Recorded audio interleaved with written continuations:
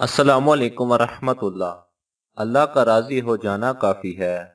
जो लोग हमें नहीं जानते उनकी नज़र में हम आम इंसान हैं। जो हमसे जलते और हसद करते हैं उनके लिए हम मुतकब्बिर व मगरूर हैं। जो हमें जानते और समझते हैं उनके ख्याल में हम माकूल इंसान हैं। जो हमसे मोहब्बत करते हैं उनके नज़दीक हम गैर मामूली हैं। जो हमसे नफरत करते हैं उनके ख्याल में हम निहायत बुरे हैं। हर शख्स का अपना नुक्ता नज़र और अंदाज़ फ़िक्र है।